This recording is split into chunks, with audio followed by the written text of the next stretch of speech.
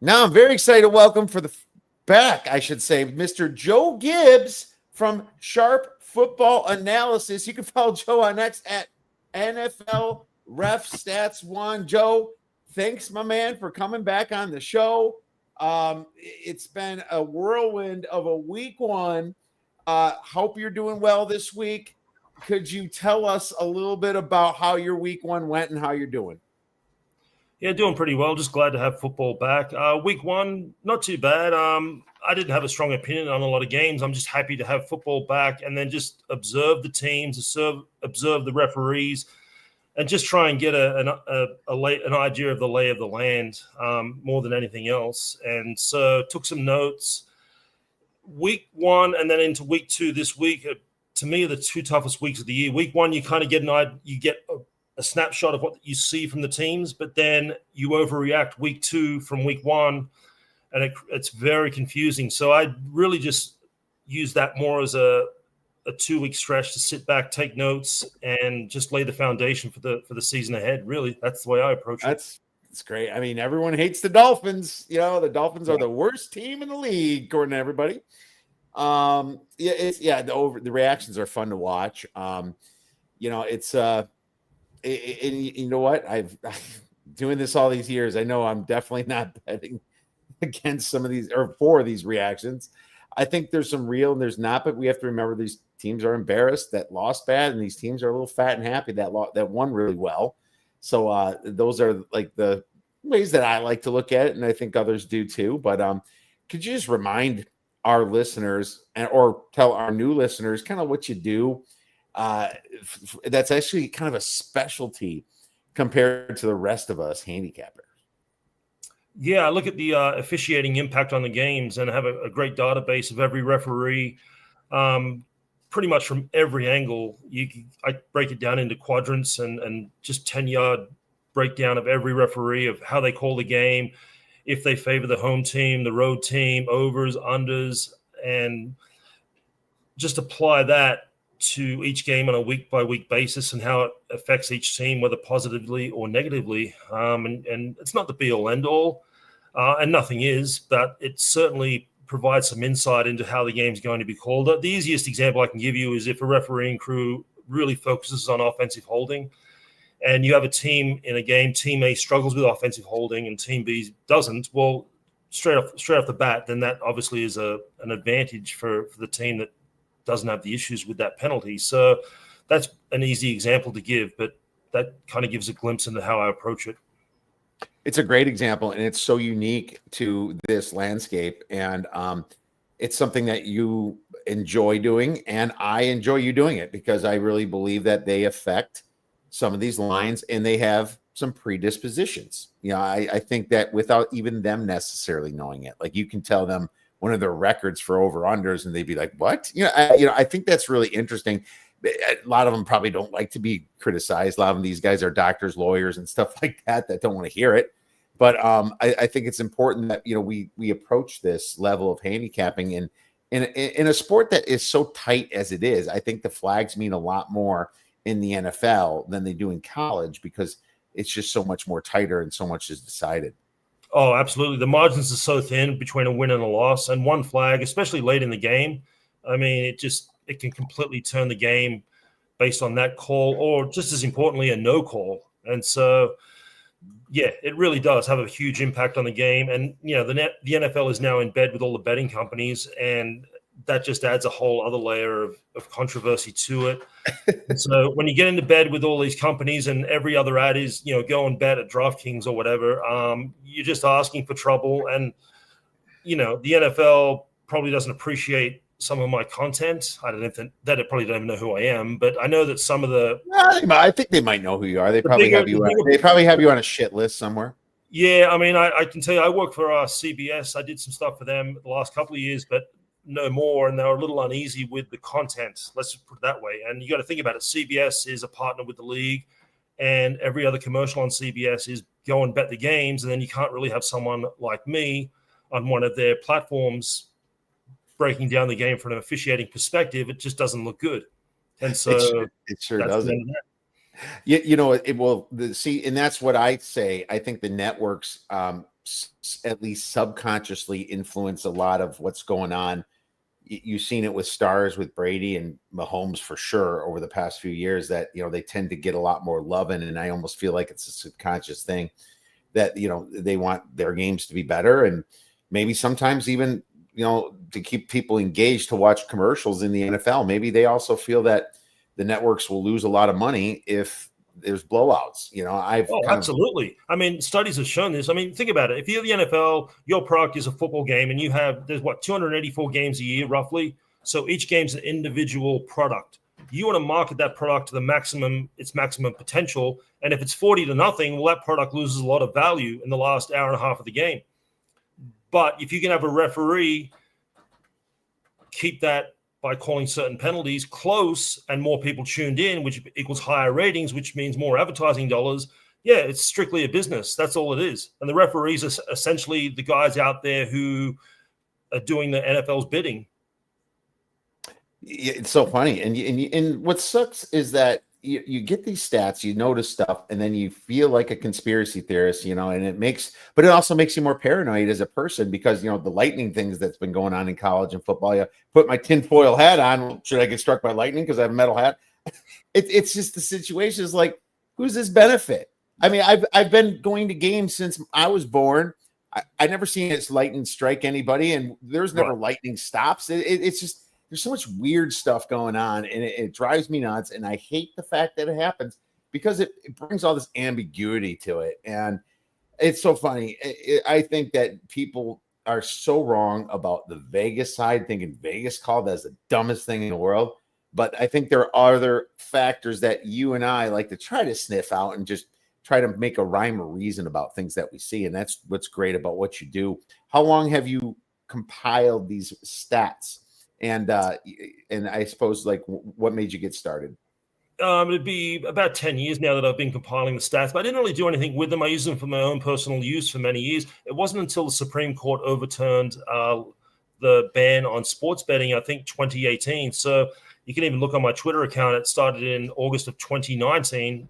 Once the Supreme Court made that decision, I realized, having viewed stuff in England and Australia, which is where I'm originally from, Australia, with legalized sports betting there, that the officiating was a constant source of frustration or innuendo, whatever you want to call it. And I knew that would happen here. Previously, gambling was only legal in Vegas. I mean, you can do it offshore and stuff, but now it's in 33, 34 states. And I always use this example. If the Bengals are on Sunday night and some guy in Dayton, Ohio, 20 years ago, he's just angry that the Bengals lost. Well, now that guy in Dayton, Ohio has put his paycheck on the Bengals and they lost, and you add in social media, and it makes the perfect storm for all this stuff to just escalate.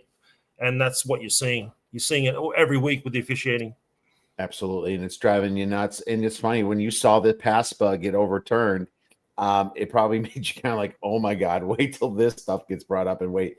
I have the data. Well, there you have it. That's great. Let's talk about week one. Which officiating crew do you think impacted which game maybe the most? And it could be adversely, however you want to say it. There was two games that stood out to me. One was the Broncos-Titans. The Broncos got a very beneficial game called in their favor from Alex Kemp. Now, the Broncos probably would have won anyway, but look, it was close. And I know they were the most picked team in the Circa Survivor last week, and Kemp's crew certainly assisted them in that victory. Let's put it that way. You look at the penalty count, it was lopsided, and they got some timely penalties. But the one I think most people saw was the primetime game, Monday Night Football, with the Bears and the Vikings, with Alan Eck on that game. And a lot of Chicago fans were not happy with the way that was officiated. There was an offensive holding call that didn't look to be, and also a pass interference call that went against the Bears. And those were very big penalties in the overall scheme of the game. I'm glad you said that, because not all penalty is equal. This pass interference, when the guy fell down, was a third down. So, and it was third and a long too. So that possibly changes the decision, and it's a massive impact. So let's talk EPA. I know you collect, lots of data, but I would wonder if there's somewhere where it would show the EPA of each team affected by officiating, because I think that from a sports betting, or even maybe some of the advanced media members that understand EPA and things, how it really affects the game. Yeah, I have all that stuff like penalty, EPA, offensive, defensive, and then on every single down. I can just tell you right now off the top of my head that the Kansas City Chiefs have the worst negative offensive EPA after 1 week of the season. It's a small sample size, but that's just to give you an example. So I do have all that stuff for every So team. the Chiefs that benefited before were the ones that didn't this year so far. So far, the Chiefs have not benefited. They have a negative. It's like minus 3.97. You got to put that in context, but that's what it was, like minus 3.97 offensive penalty EPA, which is 32nd in the league, the worst in the league after 1 week. Wow, that's great. And so you probably have systems that quantify EPA based upon some of these flags. Yeah, you can break it down for every first, second, third, fourth down with every referee, so you can look at it. And so it's very boring, I'll be honest with you. And I don't put this stuff on Twitter because some guys look at it, they're like, oh, okay, whatever. Twitter is more for controversy and just a quick hit, da-da-da-da. But the teams, and I do talk to some of the teams about this, and it's more for their benefit than consuming on social media, where it doesn't get any traction. But the teams, it's extremely useful information when you can pinpoint on third down, this is where your advantage is with this referee, whether it's on the offensive, defensive side of the ball. They may be more likely to call a penalty, say, in the first and second quarter, but on that same penalty or that same play in the fourth quarter, their percentages plummet. And so you need to know this stuff going in with certain crews. I mean, that's amazing. It must be difficult to judge every single flag per game. That must be very time consuming unless some of it's automated. Well, yes, it is automated. In large degree, it's automated. But then you've still got to go through it all, and then it's hard. It's a lot of work. Let's put it that way. Yeah, I'm sure it is. In Las Vegas, Chris was wondering what does it mean, the worst mean with KC? They got screwed most by the rest, or they screwed themselves? I almost think it means screwed the most by the refs, right? Well, they got the most off. They compiled the most negative expected, the most negative expectation via penalties, and I think they had 3 false starts and 3 offensive holdings last week off the top of my head, and I think they had a delay game or something like that. So when you combine all that into the game, in the situation they were in on that particular play, that's, again, it's a lot of explaining to do, but that's the gist of it. I think you're on the right track. I think it is their fault, except for you still have to count the EPAs on a non-existent pass interference, which is going to adversely affect them. But that would, I guess, not be their fault if the ref screwed up, right? But it still goes against the other team. And obviously, I would make the argument that they benefited last year mostly from that, and that's what's interesting. It's like there is absolutely teams that commit more penalties, and they deserve to be scrutinized for it. But there's also teams that are more fortunate because of it as well. There's that, and then to your point earlier, certain teams get calls like Joe Burrow or Patrick Mahomes. They're going to get that because that benefits the league to have those guys' faces on TV in big games, in close games, whereas the Carolina Panthers probably just don't get it. It's probably a subconscious thing, but that's the way the world works. But actually, as far as penalties go, and I've spoke to teams about this, more so on the defensive side of things, committing penalties is actually a smart thing. There's a strategic way to do it, to optimize it. And, you use the Overton window, the level of acceptability. You really want to commit penalties. A defensive holding penalty on first down on a 1st and 10 at the opponent's 23-yard line, that's a fantastic penalty in my book, because you've got that penalty out of the way on a nothing play. It's only 5 yards, but the referee knows that they can only throw so many flags. They've already thrown one. So now on 3rd and 6, you may hold. They're like, well, I threw one 2 plays. I don't want to throw another one. You know what I mean? So Yes, the conscious game, and sometimes a crew will just stick right on it and just keep throwing it, and but they're nervous. They're like, "Oh my But god, I look like an idiot." They can't because the league doesn't want that. The league tells them to. And so the teams keep doing it, and I think some of the Baltimore Ravens defenses that were amazing just kept doing it too. Yeah, in the past. Baltimore's really good at it. The old Seahawks with the Legion of Boom, though, every play they held. Well, on average last year, each team was called for 2.4 defensive penalties per game. That's on average. So the referee's going to call a team 2.4 times a game. They're going to throw a flag on your defense. Well, you may be on the field for 65 plays. So that means there's 62 and a half plays you're not getting called. So you might as well hold on every play because they can't throw 62 flags. Yeah, and that's true. Now it has to be the fact that you're in position to benefit afterwards, because if it could change the game. And that's why another great question from Chris: the rating is a combination of called penalties and timing, or is it just called penalties?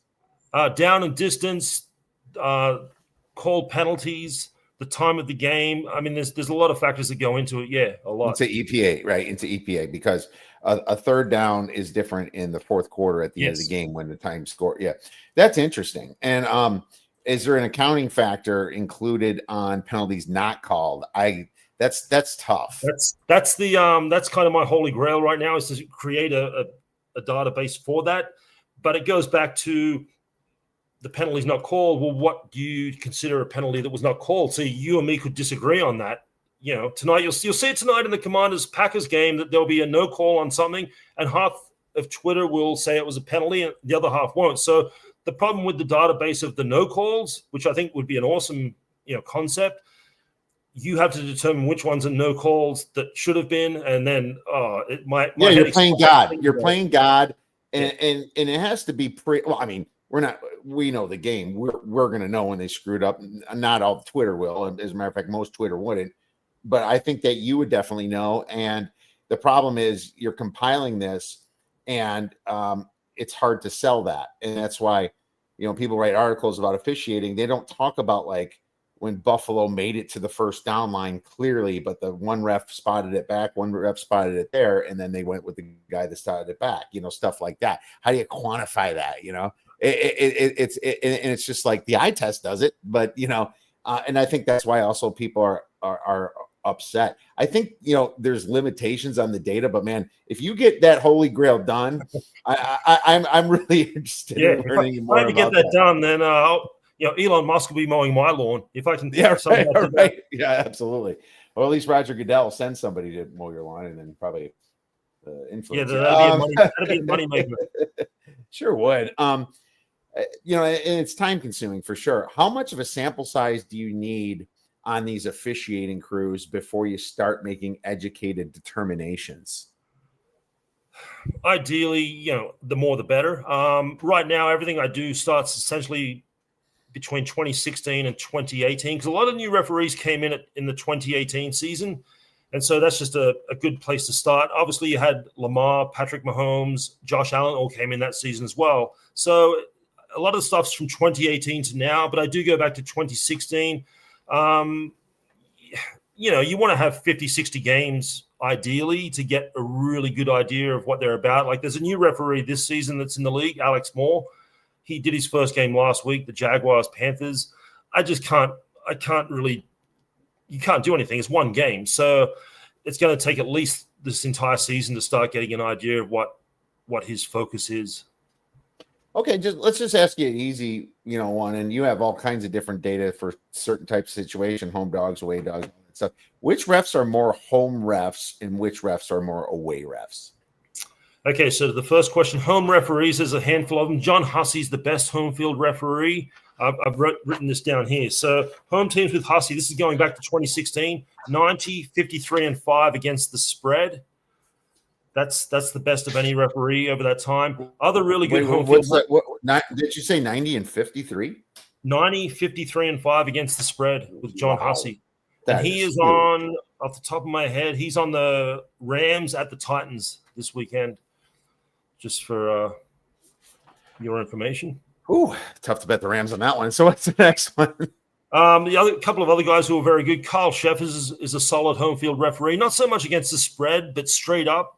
Home teams have like a 61%, I think it is, winning percentage with him since 2016. Brad Allen's a good home field referee. And then that fellow that I mentioned previously, although it didn't pan out that way Monday night, is Alan Eck. He is in his third year, so he's got 2 years under his belt.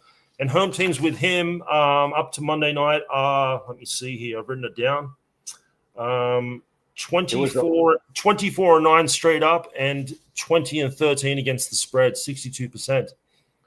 And that was better last week. It's so funny. You're right. The sample size is still a little small, but yeah, that was crazy what he did to the Bears. The thing with him, the thing with Alan Eck was he, prior to becoming a head referee himself, he was part of the John Hussey crew. That's the fellow I just mentioned. So he's kind of continued what Hussey has done. So I sort of put some stock in that record. I think maybe it is legit, even though, like you said, it's only a 2-year sample size. But he was with John Hussey prior to being a head referee himself. Great. Let's go to the away ones. And I know Rolstad's one of them. Yeah, Rolstad's terrible. This is he loves being the enemy in the WWE. He's actually not the worst. He's worse when I break it down into certain categories. Who we got here? Land Clark, who has been in the league since 2019. Home teams are 32, 47, and 2 against the spread in his career. Whoa, Land Clark. And I didn't know it was that bad. Yeah, and then Scott Novak, who's on the Steelers game this week, home teams with him. I wrote it down here. I can't find it, but they're not good. They're 40% against the spread, although the Steelers are undefeated at home with Scott Novak. So they're one team that's actually been able to buck that trend. And then as far as Craig Rolstad, this is an amazing statistic. Home underdogs with Craig Rolstad since 2016, 22, 40, and 2 against the spread. So it's like home 30. Dogs. We love home dogs. And Craig Rolstad's on the Colts hosting the Broncos this week, and the Colts are a 2-point, I think, home dog. So that could change, but that could change. That could flip. That could flip. And I'm thinking there's a lot of Colts love coming in. That's great information. Yeah, it's fun to watch the info here that you tweet out, and I follow you on Twitter for sure, and that's fun to do, and it makes you think. I think that you can't bank on it completely, but I think you have to these days make it part of your handicap, in these situations. Another great question from Chris: do you track all the trends over recent years versus overall? Are you aware that they have changed the way they have called games over recent games or years versus lifetime tracking? Yeah, I mean, that's kind of why I said earlier, 2018 or 2016 is an ideal starting point because there have been rule changes over those years that obviously impact the way the games are officiated, and you're still able to have a sample size based on those rule changes.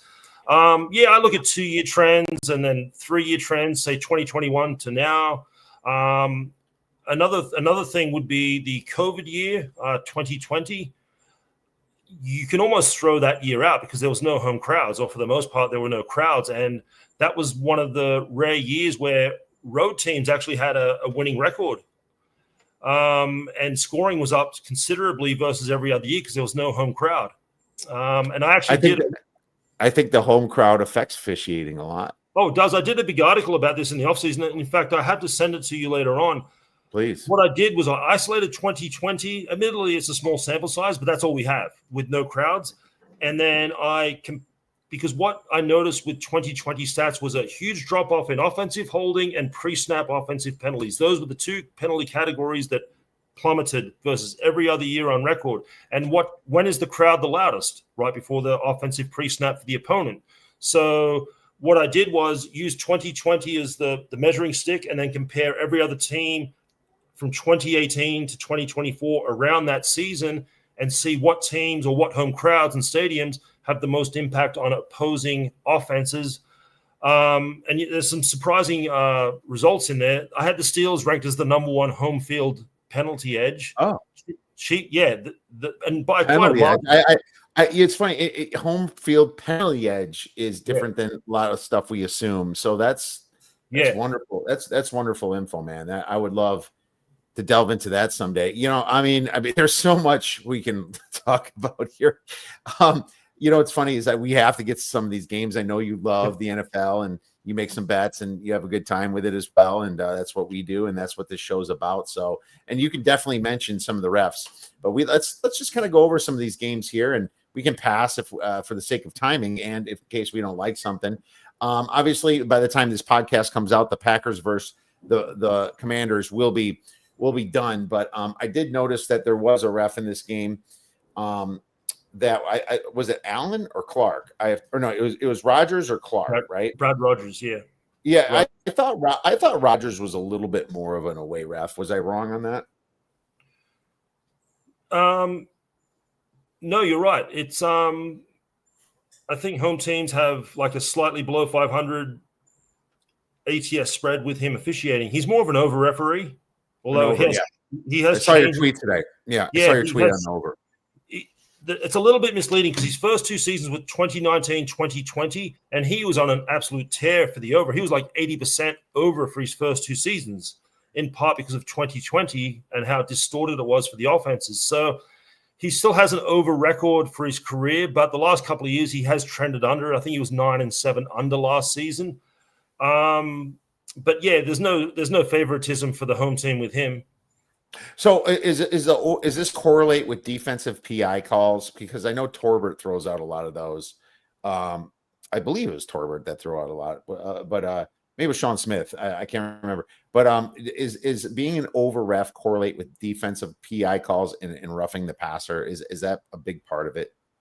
It's part of it. I think honestly, the most important thing is not calling offensive holding penalties. I think that is the most, because it's false start and offensive holding, the two combined, that represents the highest volume of penalties called over the course of a season. Last year was about 39% of all penalties called were either false start or offensive holding. So just the sheer volume of those penalties makes them the most important. And obviously, if you get a refereeing crew that calls a lot, like last year, Clay Martin led the league. They called almost 50% of their penalties false start and offensive holding. Well, what's that lead to? It leads to lower scoring games. And so that to me is the most important thing, but it does help obviously if you're throwing defensive pass interference penalties, because it helps move the ball down the field. Bills Jets, baby. Bills Jets. Jets are dogs by 6.5 points. Yeah, that one. I mean, again, Buffalo emotional Sunday night win. Jets Sunday loss in a barn burner. I'd probably go with the Jets and the points. I mean, Blakeman's on that game. There's no real edge one way or the other from an officiating standpoint. Again, like I said earlier, week 1 to week 2, things change a lot, and you can tend to overreact. So it's just a game I want to sit back and watch and just see if the Jets can repeat what they did last week.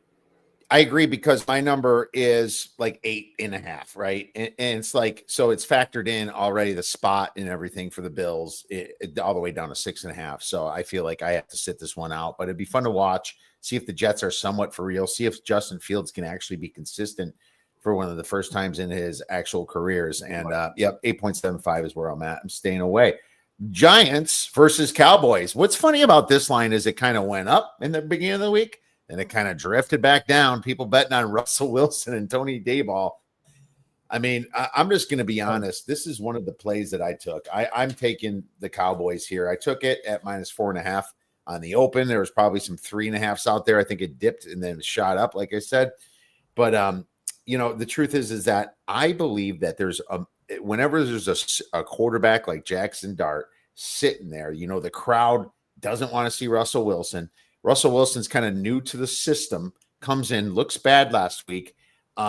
It's a situation where I feel like he's shot, and he's kind of like the gatekeeper now for Dart. And I think this is going to expose him, because you have this Cowboys team that's really motivated now, knew that they could have won the last game, had 2 or 3 extra days of rest coming into this situation. CeeDee Lamb is not dropping a pass today. I really love the Javonte Williams addition to the Dallas Cowboys. I thought he did fantastic last week against a tough Eagles defense. You can say Jalen Carter was there or not. They still have a tough defense without one player. You always get a guy limping off from injury anyway. And I just feel like Dallas with Ferguson And some of those big Pickens and those receivers should be able to pick on the Giants' terrible secondary. And you can say what you want. The Giants' D-line looked great. They didn't look great to me. I don't know about Abdul Carter so much right now. I'm laying it with the Cowboys. Yeah, and as much as anything, it's a bet against the Giants' offense because it's just anemic. They can't do anything, and so if they get down 10-0, 14-3, they just can't. They can't move the ball. They could get the ball placed on the 3-yard line. The Cowboys 3. I'm not sure they can score. I'm not sure they can score either. Cleveland Browns versus Baltimore Ravens. Ravens massive double-digit favorites at 11.5, total 45.5. Harbaugh helped that choke, and he does it all the time last week. The Ravens had the Bills in their sights, but at the same time, the Ravens, when coached properly, especially at the end of the game, are easily, I think, the best team in the league. It's hard to trust Harbaugh. And now you have a home field situation. The team should be pissed off, but last year I lost on the Ravens in Survivor against the Raiders after they beat the Chiefs, or after they got lost to the Chiefs by a toe, by Likely's toe. I'm going to tell you this. I'll be rooting for the Browns because I want those survivors out, and I will not be on the Ravens in Survivor. But I'm staying away from this one. Yeah, I mean, they're like 11.5, 12-point favorites. I mean, Baltimore should win. Cleveland's defense is, I think it's for real. Can the offense chip in, 17 points and Cleveland loses 27-17, something like that? Brad Allen's on the game, good home field referee. But, yeah, there's no way after that game Sunday night you want to be laying 11.5 points with Baltimore. They may win, right, but there's always that room for that backdoor cover. They always get backdoored. It drives me nuts. Yeah. Return of the Mac, my friends. Mac Jones is back in San Francisco. And I think that Joe might be a San Francisco 49ers fan. We'll let him elaborate on that. But the Niners are at the Saints, and then the Saints are home dogs at +3. I am shocked it got this low because I think that Mac Jones could be a good quarterback when he finally got a coach. And there's no better coach than Kyle Shanahan to fix a quarterback, in my opinion. Yet the Saints showed life on a prevent defense from the Cardinals last week. Their Cardinals were giving them everything underneath. I really want to bet the Niners. I haven't because they are just such a different team. Also, without Kittle and Deebo Samuel and Ayuk's not there, it's like a completely new receiver core. And now you have a new quarterback that if Mac Jones throws picks, I'm staying away for now. But we have a low total of 40.5. What are your thoughts? I kind of put the Saints in the same category as the aforementioned Giants. I'm just not sure how much they can score, Yeah, it looks favorable for them being at home against a beat-up 49ers team, but do they have the talent to take advantage of it? Mac Jones, I mean, he had a great year, his rookie year. I think the whole thing in the situation with Belichick in New England, it was just a toxic – he wasn't coached properly. I think he'll be fine. I think he can do everything Brock Purdy does. I'm with you. I like San Francisco. I just don't trust the Saints. I just don't think they have the talent, especially a quarterback, to take advantage. I don't think so either. I don't think Rattler's really – I think he's a second-string NFL quarterback maybe. He wasn't much in college. He was supposed to be, but he wasn't, but he still made it. I like Olave a little bit, but this Saints offensive line is bad, and their defense is choppable. I have the Saints as still the worst team in the league until I see differently. I just thought the Cardinals – Kyler buried that game up by 10, and he takes a 20-yard sack on third down. There just does – Kyler Murray things, which drives people nuts, especially Cardinals fans. But it's a situation where I'm probably staying pretty far away from it myself. Let's move on to the next game. And I will say that, the Niners, actually, I was even thinking Survivor for a while, just keep fading the Saints for a while. But I've got a different idea now for Survivor. Rams, Titans plus 5.5 home dog, total 41.5. You already mentioned a referee in this game. Yeah, well, Titans getting an ideal assignment with John Hussey on the game. Very ideal. Yeah, I mean, look, it's a coaching mismatch. I'm not sold on Brian Callahan whatsoever. The Titans were a really sloppy team last year in his first season, and they were sloppy again last Sunday. So from what I can tell, nothing's changed, whereas McVay, his teams are always buttoned up. They're ready to go. It's just to stay. Again, I just want to watch the game and just see what changes from week 1 to week 2, and just we'll see what happens.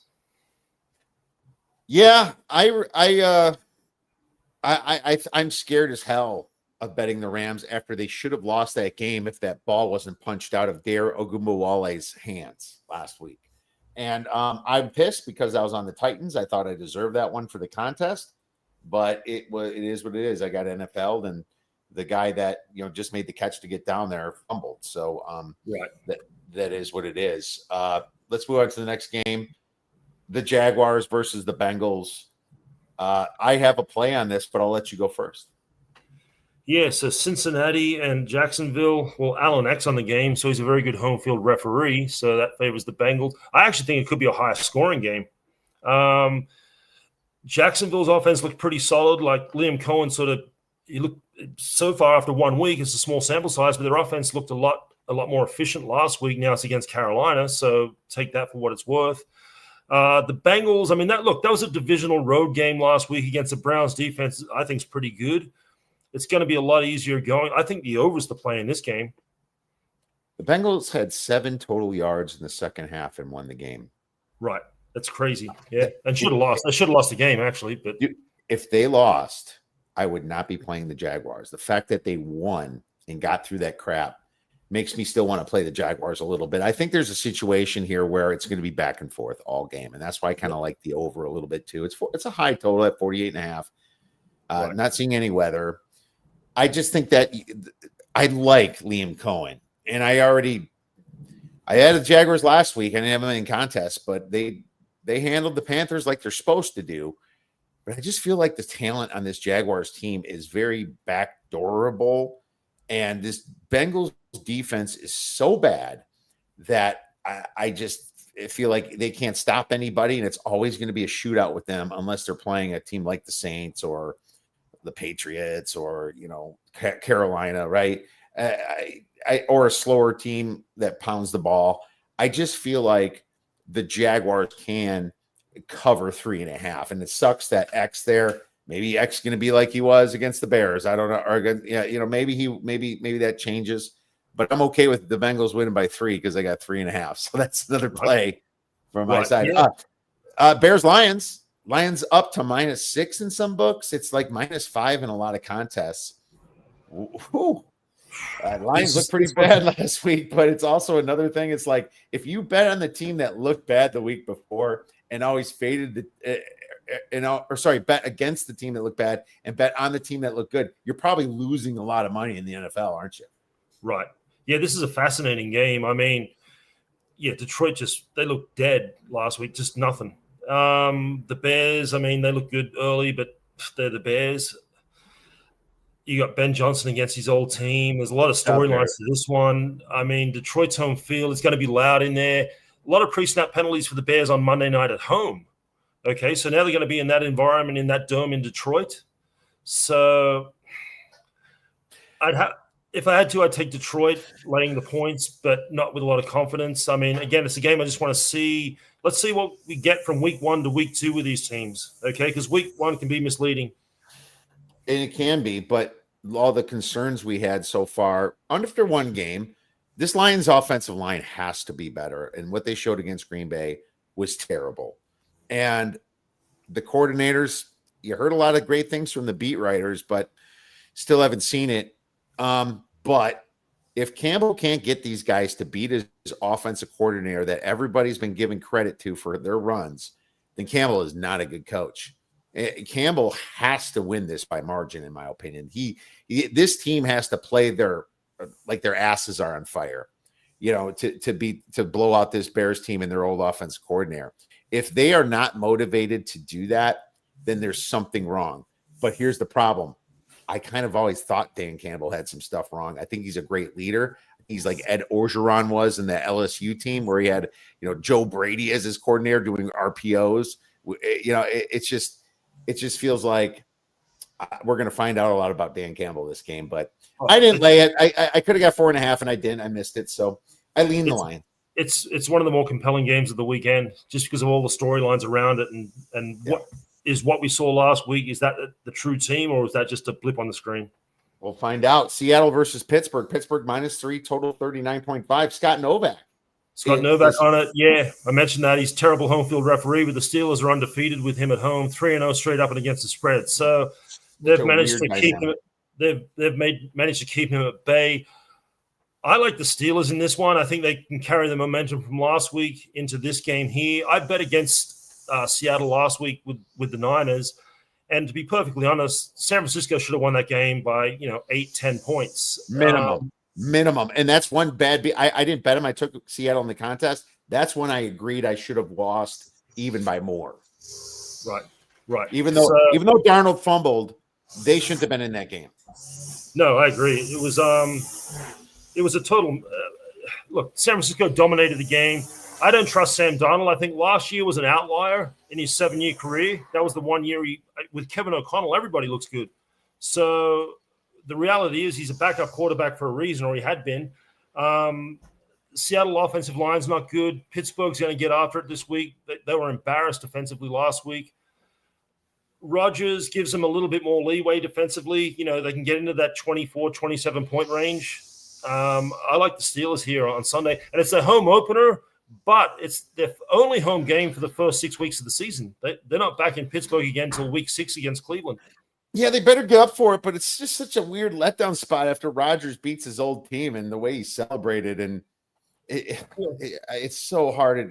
My number's 2.75, so I'm really close to it anyway. But it's the way I looked at it is I bet on Sam Darnold last week. You get what you deserve when you bet on Sam Darnold. And if you lose, that's because you bet on Sam Darnold. And it's just a situation where the worst thing you can do is fumble. So what do? You don't see Nick Bosa pushing the guy towards you. You carelessly just whip your arm back. It's just so Sam Darnold, he chokes. I can't bet on. It's going to be hard for me to bet on Seattle this year, and there's going to be a spot where I have to, and I'm not going to like it, man. I'm not. This is not the spot. I'm just leaving this one alone. Patriots versus Dolphins. Now Dolphins. Oh, money coming. -1.5, maybe -118. I mean, I'll be honest with you. I was really considering the Dolphins for the contest play, and I still might. But here's the thing. This team looks so bad, and they are way better than this, and that the Patriots. I just feel like even though they hate their coach, Mike McDaniel, this is the game that they're going to kick ass in, and then they'll lose again next week. It just feels so NFL-y that people are going to be like, oh, duh, the Dolphins, Tyreek Hill exploded for 100. I think I'll take a Tyreek Hill prop. I didn't take it yet, but it's hard to bet the Dolphins because maybe the coach did lose them so much that they're not going to care how they look, but it's the Dolphins are nothing for me. Yeah, I agree. I mean, Miami just looked atrocious last week. You have to figure that if they have any sort of pride, there'll be a bounce back. And they do have a very good home field advantage. If you look at their home versus road splits for the last 6-7 years, they're one of the better home teams. That South Florida heat and humidity, and the opposing team sits on the northern sideline in that sun the whole game. And so that definitely has an effect on opposing teams. And Miami has a pretty good winning percentage because of that. They sure do. It's hot and muggy, and it's just – I wish the Patriots almost won. It had been a better spot. But when everybody hates you, it's time to bet on, man. Panthers versus Cardinals. Cardinals -6.5, total 44.5, Joe. I'm going to this game with my son. I'm bringing him there. And I'm not betting on it. I don't need to. I'd probably – this is another game you can probably play the over. Arizona at home, the Panthers, who knows what you're getting. Arizona should get there 27, 31 points. Well, what's going to stop Jonathan Gannon playing prevent the whole time? That's what he did. That's what he did. He let everything underneath. And that's going to get the Panthers down the field. The Panthers down 9. They get down to the 30. They kick the field goal. They're down 6. Game's over. I mean, it's just, I feel like laying big points with the Cardinals is going to be very dangerous. Even though my number is like 7.5, 8, I just can't get there, man. It's because of the way they play defense. And, I don't think there's a ref side on this game. I'm going to enjoy it watching it. And I couldn't play the Cardinals for Survivor just because I can't be at the game where I lose a big Survivor. Maybe a smaller Survivor. I'm in a few small ones too. But, yeah, it's a situation where I'm staying away. Broncos Colts. Colts looked that's great last week. That's a fascinating game because, again, how good are the Colts considering what we just mentioned about Miami? They basically laid down last week, didn't do anything. So it's very hard to get a gauge on. And I took the Colts last week. That was one of my plays, was the Colts. Good play. But again, you're playing a Miami team that just didn't show up. So that's not going to be the case this week. Peyton will have Denver ready. It's a completely different opposition this week. And again, it's a game I want to watch and see. Look, if the Colts end up going 2-0, well, hey, maybe you got to take him for real. I think Steichen's a good coach as well. So they can never get the quarterback right. Daniel Jones, I don't think he's not terrible. He won a playoff game on the road. So we'll see. It's just a fascinating game. Denver looked sloppy last week. The Colts look great. Yeah, we shall see what happens. We shall see. And I agree with we shall see. From your standpoint, I actually do have a play on this, but it is a larger play, and I'm reserving that for the members. Philly versus Kansas City Chiefs. Chiefs plus 1.5. Total 46.5.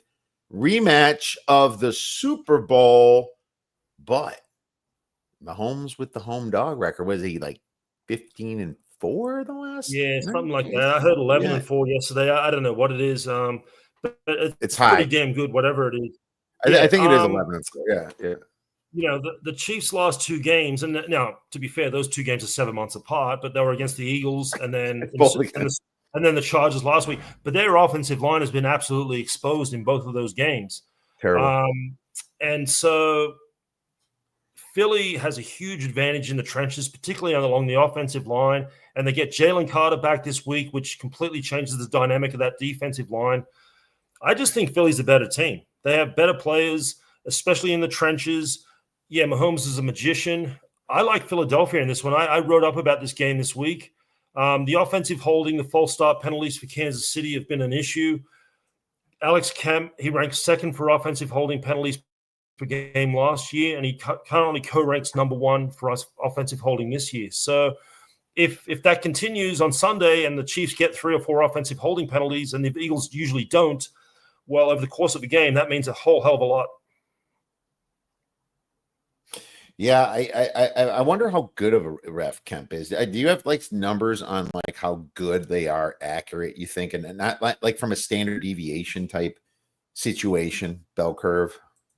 No, I mean on how good they are. That's a judgment call, I suppose. I think Bill Vinovich is the best referee because he tends to let them play. Just looks, especially in those big games, generally stays out of the way. Any referee that stays out of the way, to me, is a better referee. Now, some will say, well, they're not calling penalties. They should. But I say you let the players play and the chips fall where they may. So, to me, like a guy like Bill Vinovich is the gold standard. Kemp can get a little bit too involved in games, and he did that Broncos game last week, as we mentioned. And there was a whole lot of calls in that were very controversial. And in fact, the last time the Chiefs had Alex Kemp on their game was week 2 last season. So he's back there again week 2 this season. It was the Cincinnati Bengals at the Kansas City Chiefs. That was like that 4th and 20. And they threw a defensive pass interference at the very end, like 45 seconds left, that sort of helped the Chiefs kick a field goal and win the game. It sure did. It actually fixed the game for the Chiefs. I remember it quite well. That was the last time Alex Kemp did a Chiefs game. Yeah, I remember that quite well. And thanks for the reminder. I mean, I am not betting this game. There's not with Kemp there, man. He is just like you said, all over the place and likes to affect games. Yeah, I agree with the letting him play to a certain extent. Like that a very tiny jersey tug that on a ball that is completely uncatchable. It's the end of the game. Dude, like, I mean, didn't you see the offensive guy just push him off? It's like you could have called that. It's like don't get involved when it's like that. I agree that the game, people need to learn from Vinovich if that's the case. We got the Bucks. Or no, wait. I'm getting ahead. Falcons versus Vikings, and Vikings is 3.5. The total is 44.5. Again, this is a fascinating game. I'm a huge Michael Penix fan, so. But the Vikings, that team, that roster is absolutely stacked. McCarthy looked like the real deal, at least in the 4th quarter on Monday night. They're going to be at home. One of the best home field advantages in the NFL. That place is going to be rocking. I think Atlanta could be 0-2 after that game. They'll probably be 0-2, but I will cover the game, hopefully, because this is my third play. We're going with the Falcons plus the 3.5. I gave it out at 4.5, so it's 3.5. I still like it, and I'm going to have to write down 3.5 for a podcast play. Here's the thing. The great storyline is clearly the Michigan versus Washington national championship rematch, and that's an awesome storyline. Bravo to the NFL. This is a game where I like Penix. I hate the coach. I think Raheem Morris might be the worst freaking coach in the NFL, and I think Kevin O'Connell might be the greatest coach in the NFL, or up there, right? But I'm not selling McCarthy yet. I mean, and so I almost even like Penix as an NFL quarterback more than McCarthy right now. At least Penix had more games under his show. I think Minnesota wins by 3. I think it's going to be a field. I think they might be trailing, but the Falcons completely outgained Tampa. They should have won that game, and Young Hoku completely messed that up. The field goal kicker, and hopefully, it's not up to him this week, and maybe they go for it a little bit more. But it's a home run spot for the Falcons that need this game, and I think they cover. So we'll go with the Falcons plus 3.5 for our third play. Bucks Texans minus 2.5, total 42.5. This is the interesting game that was brought up by Chris that we wonder about Sean Hockley, the official here, who might have some trends to the under. Bucks versus Texans minus 2.5, total 42.5. Yeah, I mean, Hockley is a great under referee. I don't know if I have it in front of me here, but he's like 65 and 43 to the under, something like that in his career. It's about 58, 59% to the under in his career. And he was 11-6 to the under last season. He's 1-0 to the under this season. He did the 49ers and Seahawks last week. You got two defensive-minded head coaches, Bowles versus D'Amico Ryans. Both offensive lines are shaky, particularly the Texans. It was a real problem for them last week. And you get a referee like Hockley who makes a point of emphasis on these offensive penalties. Well, that could spell a long night for the Texans. So, to me, it would be under or nothing. That seems the most logical bet in the game. And as far as the side goes, I would lean to the Bucks plus 2.5 because they do have a little bit more offensive continuity, which will go a long way with this officiating crew. But look, they struggled a little bit last week against a subpar Falcons defense, and this Texans defense is the real deal. So the under looks the way to go to me. But from a side point, I'd probably just lean Tampa. I think the fact it's 42.5 tells me to the under too. I mean, it's not like toying with 43, 44. This tells me under, really. I think there's a chance that this could be a 6-3 game at halftime, and it's going to be very ugly.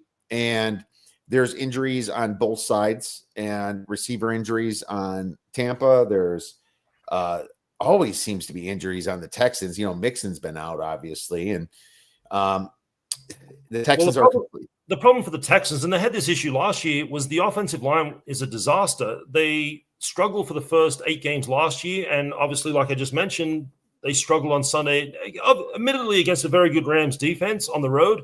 So, but the offensive line's completely revamped, and so that takes time to figure everything out. And so, Tampa does have a pretty good defensive line. So, the under is the play here, absolutely. And Chris brings up a good point. Is there a dome record? Do you take dome records on these over unders with the refs?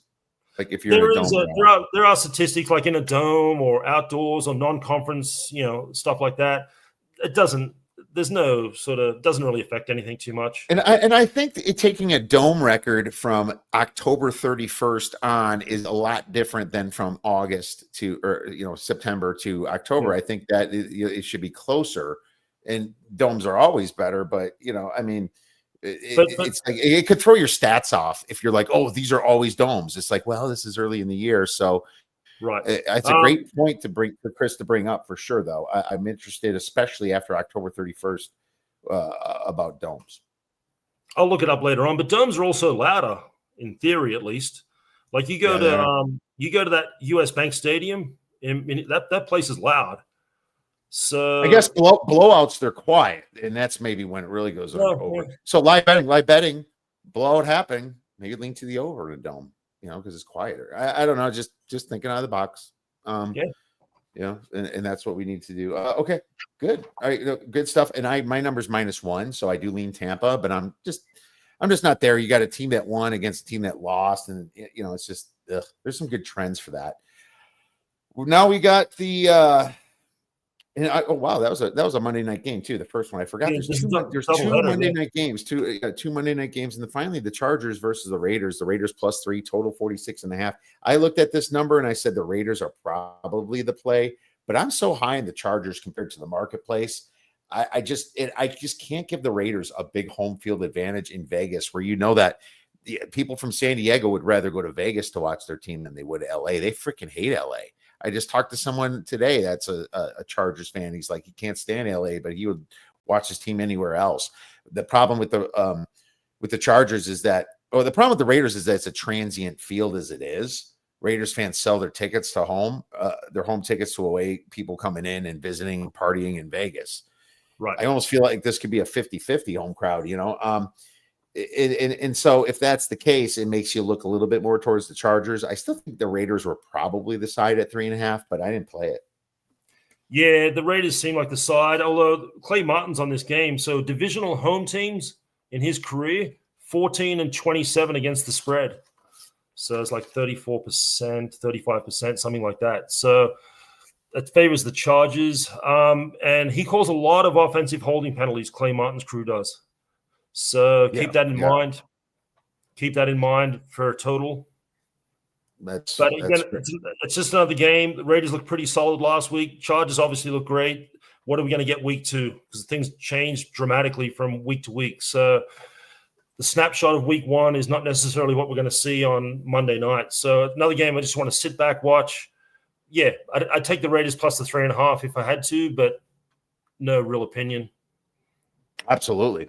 Well, if there's a plus money play of any of these, whether it be a money line and a dog you like, or any type of prop bet or anything, this is our beer bet banger section. It's just like for beer money, you put a little money on some plus money here. Is there anything that you can think of, or you want me to try to go first? Well, it's a to be determined thing. Here's what I like to do is teams that you have a high opinion of for whatever reason that may start the season 0-2, and there are a couple in that category, like the Kansas City Chiefs. If the Chiefs start 0-2, all of a sudden you can start to get some pretty good odds on them, betting them to win the division, the AFC West, or win the Super Bowl, whatever it may be. So I like to look at things like that after this week 2 on teams that you do like, and for whatever reason, they just haven't won a game.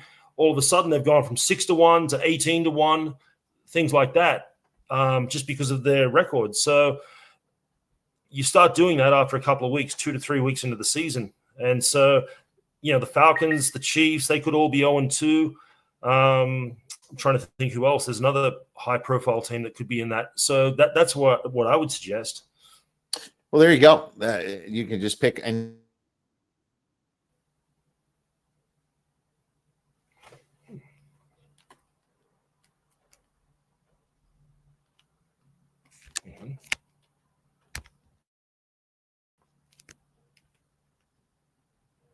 It just stopped. There you are, Joe. But yeah, I had a little internet hiccup here. Beer bet banger. I'm going to do a little beer money on this Chargers game, and I think that I'm just going to go with Michael Mayer to score the first touchdown. Okay, he's the backup tight end. Well, he's tight end 2. Let's say he's in some place with Brock Bowers, but Brock Bowers is banged up, and if Brock Bowers is actually out this game, that makes that number a lot more valuable. But I also think that Mayer still could make the first touchdown anyway, because he does play, and he played last week with Bowers. So beer bet banger, 13-1 Michael Mayer to score the first touchdown on a Monday night. It'll be an early Halloween present if he hits. Well, it'd be like I'll put a 12-pack on it. I was going to mix up with Michael Meyer and Michael Mayer. Like, that's I'll be able to drink. I'll be right. Michael Meyer. I'll be able to drink beer till Halloween, and Michael Meyer might pay me a visit with trick or treat or something. Yeah, man. This is a lot of fun, Joe. I think you have amazing information and an amazing way to look at the NFL that's not talked about enough. You hear people break down sides and break down, totals, but they never really talk about what's a big influence in the game. And so I want to thank you for that. And I would like you to let your listeners and viewers know where they can kind of follow you and find your great information. Yeah, I post everything each week on Twitter as the games come out. So at NFL Ref Stats 1 on Twitter. And like you said earlier, I work for Warren Sharp over at Sharp Football and sharpfootballanalysis.com. And I post an article there each week detailing a few games in depth. But primarily Twitter, NFL Ref Stats 1. That's where you go. There you go. Make sure you follow him on Twitter. He says some great takes and some great information for you every single NFL game and every single week. Thanks a lot, Joe. Hey, best of luck this weekend on all your plays. Great. Thanks, Keith.